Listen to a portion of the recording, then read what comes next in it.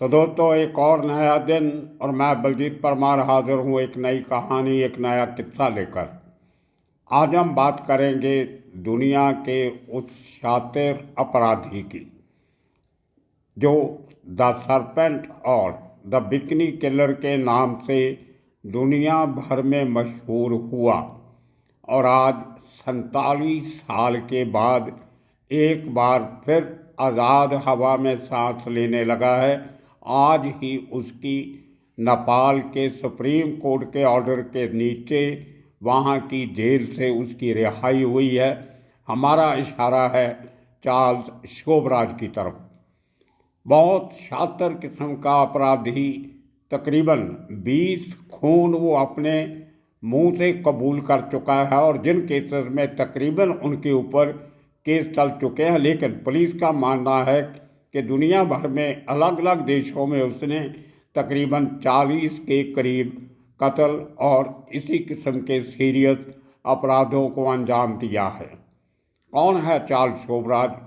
क्यों आज तक इतना खून खराबा करने के बाद भी उसको जेल से रिहाई मिलती है?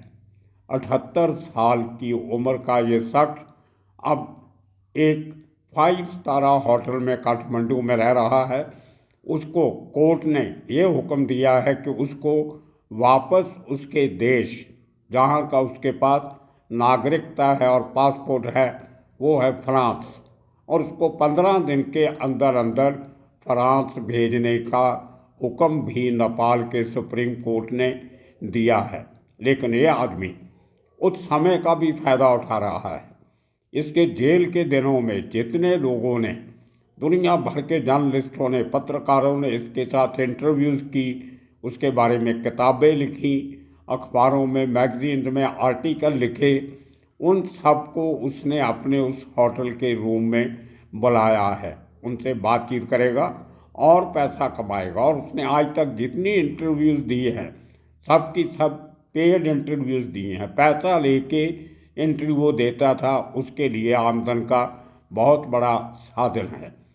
लेकिन आज से 14 दिन के अंदर अंदर उसको वापस भेज दिया जाएगा फ्रांस, जहाँ की उसके पास नागरिकता है। बेसिकली चार्ल्स शोभराज, उसका भारतीय कनेक्शन भी बहुत बड़ा है। चार्ल्स शोभराज का बाप बेसिकली पूना का रहने वाला था और सोने, चांदी और डायमंड्स की डीलिंग करता था। करते करते वो वियतनाम पहुंच जाता है बिजनेस करने और वहाँ पे एक वियतनामीज लड़की से शादी कर लेता है। लेकिन बाद में दोनों का तलाक हो जाता है और वो लड़की, वियतनाम की लड़की, चार्ल्स शोभराज के पैदा होने के बाद फ्रांसीसी के साथ शादी कर लेती है। मतलब एक फ्रेंच नेशनल के साथ दूसरी शादी करती है और उसके साथ ही फ्रांस चली जाती है, पेरिस चली जाती है, जहाँ एक नई ज़िंदगी शुरू करती है। उसकी वजह से चार्ल्स को भी फ्रांस का नागरिकता मिली। यह आदमी बहुत देशों में घूमता रहता था, कभी थाईलैंड में, कभी नेपाल में, कभी हिंदुस्तान के गोवा में, जो बड़े बड़े टूरिस्ट सेंटर्स हैं जहाँ बहुत सारे विदेशी पर्यटक घूमने के लिए आते हैं। 75 के करीब, 71, 72 के करीब का एरिया जो टाइम था, वो हिप्पी मूवमेंट के नाम से जाना जाता है। तो बहुत सारे बैग पैकर्स खाली अपना सामान अपने कंधों पे लटकाए बैग में डाल के आधी दुनिया घूम के चले जाते थे। और ये आदमी उन्हीं इलाकों में उन टूरिस्ट के साथ मिक्सअप हो जाता था। भेष बदलने का, हुलिया बदलने का क्राफ्ट आर्ट इसको बहुत अच्छा आता था। काफ़ी सारी भाषाएं बोल लेता था। इसकी वजह से उन टूरिस्ट के नज़दीक आके उनको यौन शोषण करना, उनको लूटना और उनका पासपोर्ट तक भी चोरी करके ले जाता था, जिन पासपोर्ट पे वो दूसरे देशों में घूमता रहता था अपनी फ़ोटो चेंज करके। बाकी सब डाटा डिफरेंट होता था। पटाया बीच थाईलैंड का बहुत मशहूर बीच है।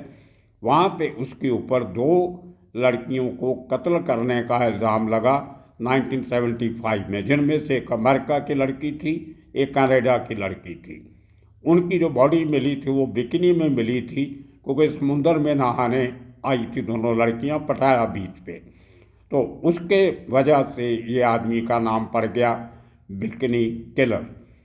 लेकिन कुछ साल पहले एक नेटफ्लिक्स पे सीरीज चली थी जिसका नाम था द सरपेंट, सांप, जिसको हिंदी में कहा जाता है।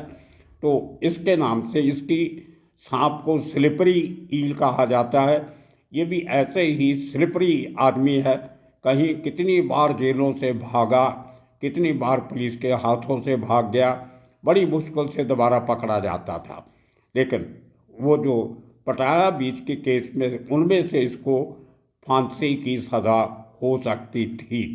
तो उन केसेस से बचने के लिए वो जो एक थाईलैंड कोर्ट का ऑर्डर था वो 20 साल तक लागू रहता है। उसकी वैलिडिटी जो है वो 20 साल होती है। अगर 20 साल के पहले ये किसी तरह थाईलैंड पुलिस के हाथ लग जाता तो इसको फांसी की सज़ा होनी थी।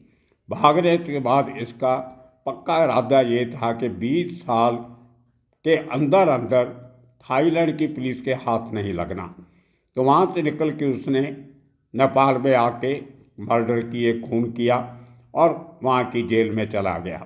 तो थाईलैंड के कत्ल करने के बाद ये शख्स 76 में दिल्ली आ जाता है और पकड़ा जाता है। 97 तक, 76 से 97 तक यह शख्स दिल्ली की तिहाड़ जेल में रहता है टोटल। लेकिन उसके बीच 1986 को वहाँ के जेलर को और स्टाफ को नशे की दवाई में बनाए गए लड्डू और बर्फ़ी खिला के दोपहर के 3:30 बजे जब सब वो शख्स बेहोश हो जाते हैं तो अपने एक दोस्त डेविड रिचर्ड हिल, जिसका नाम था, जो थोड़े दिन पहले दिल्ली तिहाड़ जेल से रिहा होके गया था, इसकी दोस्ती हो गई थी, वो आदमी इसका नकली बर्थडे मनाने के लिए मिठाई लेके आता है जो 13 गार्ड्स को खिलाई जाती है और 13 के 13 बेहोश हो जाते हैं। एक का को थोड़ी सी होश रहती है, लेकिन इसके भागने के बाद जिसको कम होश थी उसने अपने सीनियर्स को इन्फॉर्म किया कि चार्ल्स शोभराज भाग गया। लेकिन वो बहुत छोटी उसकी रिहाई थी, जल्दी ही पकड़ा गया और वापस फिर तिहाड़ जेल भेज दिया गया, जहाँ 97 तक वो रहा। 97 में उसको डिपोर्ट कर दिया गया भारत सरकार की तरफ से फ्रांस, क्योंकि वो फ्रांसीसी नागरिक था। लेकिन वो शख्स वापस फिर नेपाल चला गया, फिर नेपाल से पकड़ा गया 2003 में। क्या वो कहानी बाद में सुनाएंगे, लेकिन मुंबई में कैसे आया, कैसे पकड़ा गया, वो कहानी अपने आप में बहुत दिलचस्प है। ये बात कोई अप्रैल 1986 के पहले हफ्ते की है। दिल्ली से भागने के बाद ये आदमी मुंबई पहुंचता है। उसकी खबर दिल्ली पुलिस, महाराष्ट्र पुलिस को और मुंबई पुलिस को देती है कि उसके मुंबई में होने के आसार हैं। तो ये बहुत शातिर तो था। इसके साथ इसका एक आदमी था जो दिल्ली में साथ में आया था, उसका नाम जनकराज या देशराज था, वो अभी मुझे याद नहीं आ रहा। उसको रेलवे पुलिस ने पकड़ लिया मुंबई पे, वीटी स्टेशन पे, जो मुंबई का सबसे बड़ा स्टेशन है। मुझे याद है उसमें 2 इंस्पेक्टर थे। एक इंस्पेक्टर संकत था, उनका मुझे सरनेम याद है। वो सेंट्रा क्रूज पुलिस स्टेशन के जो क्वार्टर्स हैं उसके सामने एक प्राइवेट बिल्डिंग है जो पुलिस की ओन्ड है, उसमें रहता था और सेंट्रा क्रूज पुलिस स्टेशन में भी काम किया और वहाँ से डेपुटेशन पे रेलवे पुलिस में चला गया। उसके साथ एक और इंस्पेक्टर था, वो एथलीट था काफ़ी, और जो संकत था, इंस्पेक्टर संकत, वो चैम्पियन वेट लिफ्टर और बॉक्सर था। फिर बहुत स्ट्रॉन्ग था फिजिकली, पहलवानों जैसा लगता था, लेकिन बहुत अच्छी बॉडी बना के रखी हुई थी। तो दूसरा जो था इंस्पेक्टर, वो एथलीट था, इतना हट्टा कट्टा नहीं था लेकिन एजाइल बहुत था। तो इन दोनों इंस्पेक्टर्स ने, जो दिल्ली से सूचना आई थी, वो हुलिये देखते देखते जनकराज को पकड़ लिया। और उस जनकराज के बताने के कि चार्ल्स शोभराज तो गोवा पहुंच रहा है बाई रोड, कभी गाड़ी लेगा, कभी बस में ट्रैवल करेगा, मोटरसाइकिल हायर करेगा, चोरी करेगा, लेकिन वो गोवा जाएगा। तो संकत और उसके साथी ने पूरी इन्वेस्टिगेशन करके अपनी एक एडवांस टीम गोवा भेज दी। उसी तरह मुंबई क्राइम ब्रांच के कुछ ऑफिसर भी गोवा पहुंच चुके थे दिल्ली पुलिस के दिए हुई इन्फॉर्मेशन को लेके। लेकिन जैसे कहते हैं कि काम की और करता है, नाम किसी और का हो जाता है। हुआ कुछ ऐसे कि एक बार 1971 में थाईलैंड के कत्ल करने के पहले चार्ल्स शिवराज मुंबई आया था। एक बहुत बड़ी दिल्ली में एक ज्वेलर को, सुनहरे को लूट के वो पैसा लेके आया था। और मुंबई में एयर इंडिया का जो कैश काउंटर है, जहाँ से एयर इंडिया की टिकट्स इशू हुआ करती थी, वहाँ पे तकरीबन रोज़ का 1 करोड़ के करीब पैसा इकट्ठा होता था। इतनी टिकटें एयर इंडिया की बिकती थी। तो उसके साथ साथ ये उसका ये निशाना था। तो एक इंस्पेक्टर हुआ करते थे मधुकर जेंडे, वो उस समय पे एक पुलिस स्टेशन में तैनात थे। वहाँ पे उनके एक चोर को पकड़ा, तो उस चोर ने बताया कि दिल्ली से एक बहुत बड़ा ठग आया हुआ है और वो एयर इंडिया बिल्डिंग के कैश काउंटर को लूटने वाला। तो चोर चोरों को पहचान लेते हैं। लेकिन चार्ल्स शिवराज को जो डिटेल दिल्ली से मिली वो ये थी कि ये आदमी टूरिस्ट में बहुत मिक्सअप होता है। तो उसके नज़दीक एक एरिया है जिसको ताज का एरिया कहते हैं, ताजमहल होटल जहाँ पे है, गेटवे ऑफ इंडिया, वहाँ पे टूरिस्ट सबसे ज़्यादा जाते हैं। तो मधुकर जेंडे ने अपने ऑफिसर के साथ वहाँ पे निगाह रखी और वहीं से उसको एक दिन चार्ल्स शिवराज को पकड़ लिया। और पकड़ने के बाद उसको वापस कुछ देर यहाँ रहने के बाद उसकी जमानत हुई तो फिर गोल हो जाता है, क्योंकि चोरी तो की नहीं थी, अभी मुंबई में कोई क्राइम किया नहीं था, इसलिए उसको रखने का मतलब नहीं था। शायद दिल्ली भेज दिया था, पुरानी बात है। तो ये एक मधुकर जेंडे को इस बात का फ़ायदा मिला जो 71 में उसने चार्ल्स शिवराज को पकड़ा था क्राइम करने के पहले। 86 में जब ये खबर आती है कि चार्ल्स शिवराज गोवा पहुंच गया है, तो कुछ 13-14 पुलिस ऑफिसर क्राइम ब्रांच के और रेलवे पुलिस के 3-4 टीमें इसको पकड़ने पे लगी हुई थी, क्योंकि इनिशियल टिप ऑफ जो था वो रेलवे पुलिस को मिल चुका था। चार्ल्स शिवराज का एक साथी पकड़ा जा चुका था।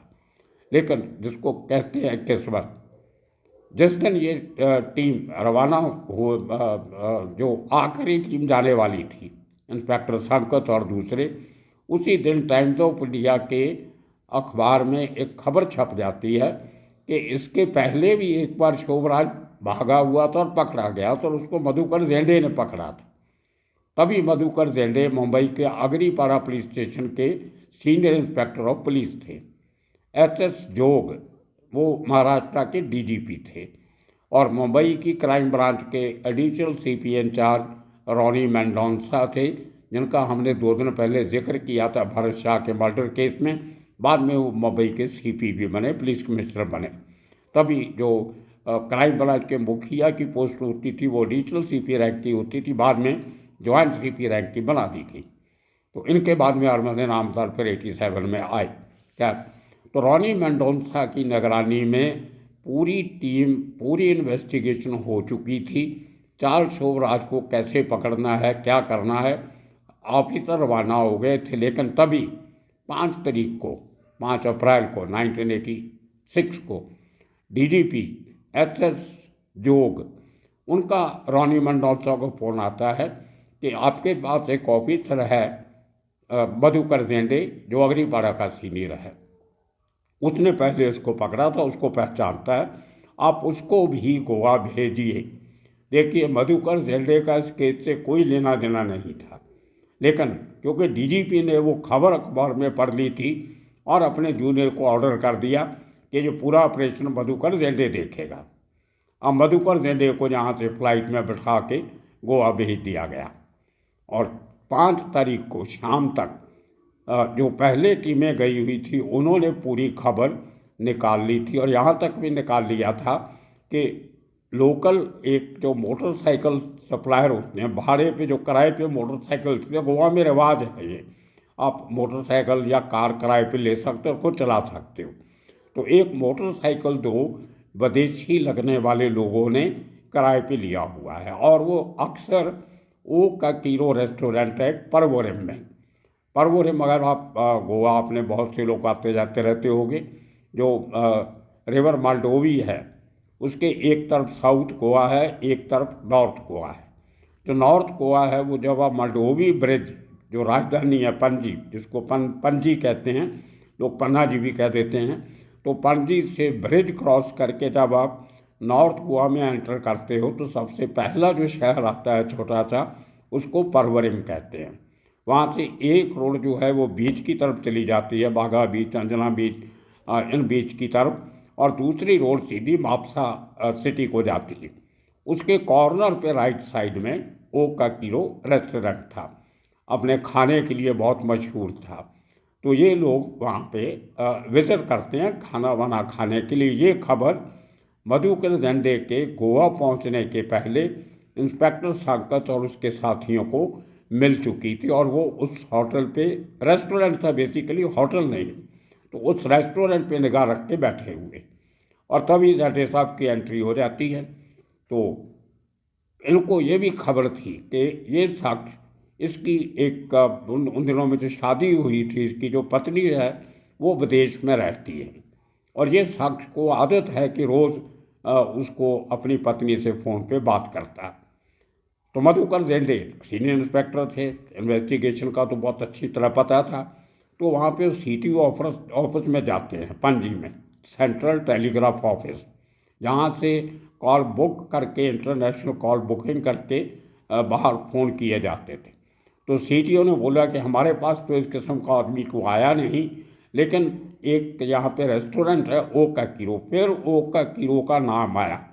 वहाँ पे उनके पास इंटरनेशनल कनेक्शन वाली टेलीफोन लाइन है, और बहुत सारे जो फॉरेनर है वो ओ का कीरो से ही फ़ोन करते हैं।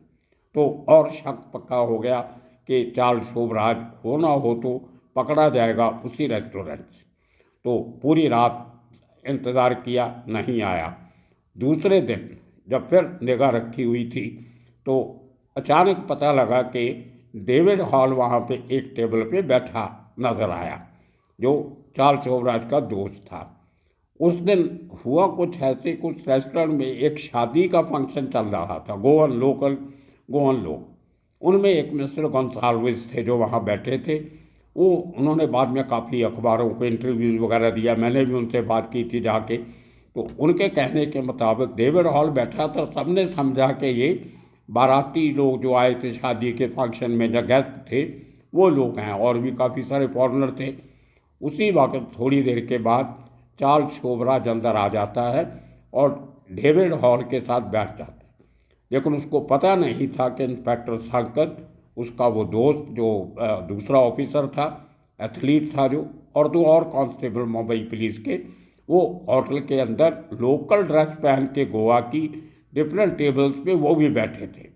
तो जैसे ही जो शोभराज का आया, और डेविड के ऊपर पहले सांकत को शक हो गया था कि ये डेविड हॉल है, तो जैसे ही आके बैठा तो वो तो चैंपियन बॉक्सर था और वेट लिफ्टर था, उसने जाके उसको गले में हाथ लगा के उसको जकड़ में ले लिया और दोनों हाथ उसके काबू में कर लिए, क्योंकि उन्होंने महसूस कर लिया था कि चार्ल्स शोभराज हमेशा अपने पास हथियार रखता है, और उस दिन था भी।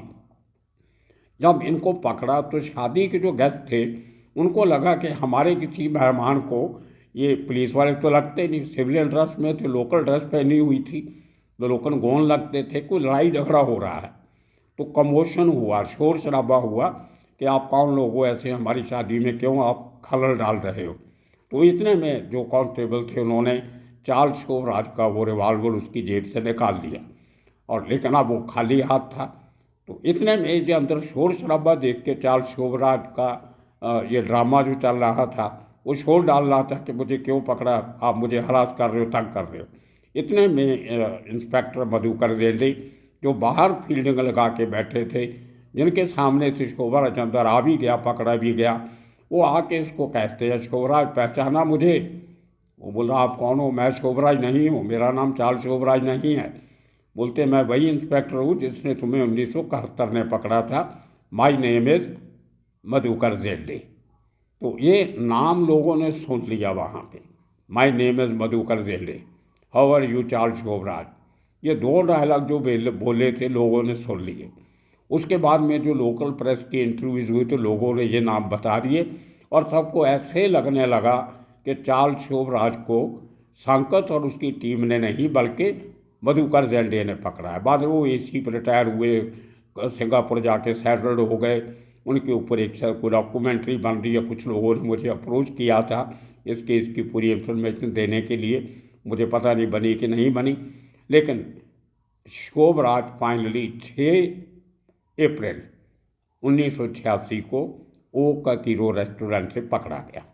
उसके बाद एक छोटी सी बात आपको जाते जाते बता दूं कि जिस रास्ते से वो गोवा पहुंचा था, मैंने उस रास्ते का पूरा उसके पीछे रात को रुका था, कहाँ रुके, कहाँ खाए, कहाँ पिए, वो सब मैंने एक उसकी ट्रेल एक रिपोर्ट बनाई थी। मैं फ्री प्रेस जर्नल अखबार में काम करता था, तो एडिटर की मर्जी से मैं गाड़ी लेके बॉम्बे से गोवा तक गया। बॉम्बे से निकलने के बाद जो शोभराज का पहला स्टॉप था वो पनवेल शहर का एक 2 स्टार होटल था। अभी तो 3-4 स्टार हो गया, चल बड़ा हो गया। वो छोटे से होटल का नाम था पंचरत्ना। वो पनवेल बस डिपो के बिल्कुल सामने जो रोड जाती है वहाँ से लेफ्ट एक अंदर की रोड है जो मेन हाईवे है, बॉम्बे पुणे जो हाईवे है उसके ऊपर वो बस डिपो है, मेन बहुत बड़ा बस डिपो है पनवेल का। तो उसमें ट्रायंगल शेप में एक रोड जाती थी जो आगे जाके वापस उसी हाईवे के साथ मिल जाती थी। उसके कॉर्नर पे जो सबको मशहूर है, आपने बहुत बार सुना होगा, पनवेल का वड़ा पाव दुकान बहुत मशहूर था, आज भी है। तो वो रोड वहाँ पे जाके मिलती थी। तो उसके ऊपर वो अंदर वाली रोड पे ये होटल पंचरत्ना था। उसके पहले फ्लोर पे रूम बुक किया। तब हमने होटल के मालिक से बात की, बिरजू भाई था कोई, उसने बताया कि जब रात को आए तो सो गए अपना खाना वाना खा के, और सुबह जब उठे तो उसके जो साथ में एक कॉमन बालकनी है जो होटल के पोर्क के ऊपर खाली एरिया होता है, वहाँ पे फूल पौधे लगा के एक छोटा सा झूला लगा के एक पिंजरे में 2 तोते कैर करके रखे हुए थे, पैरट्स, वो उनको पिंजरे में रखा हुआ था और वो बोलने वाले तोते थे, लोगों के साथ हेलो हेलो करके बात करते थे। जब चार्ल्स शोभराज ने सुबह उन तोतों को देखा तो उसने मालिक को बुलाया, आपने इनको बंद करके क्यों रखा है, ये तो पंछी हैं, इनको कैद में नहीं रखना चाहिए। तो उसने बोला साहब ये बहुत कीमती तोते हैं और बोलने वाले तोते हैं।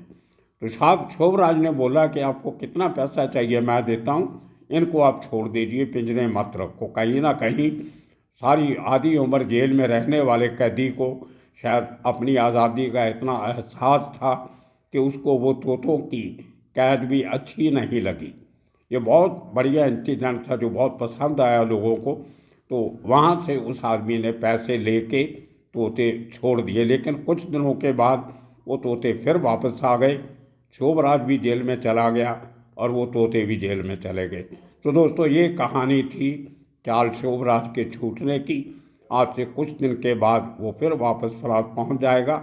उसके बाद क्या करता है क्या नहीं करता ये देखने वाली बात होगी, लेकिन वो अपनी चालों से करतूतों से बाज आएगा नहीं जो उसकी आज तक लोगों ने करैक्टर देखा है। तो आने वाले दिनों में और किस्से कहानियाँ लेके फिर हाजिर होंगे। तब तक आपके लिए आपका सबका बहुत बहुत शुक्रिया, धन्यवाद।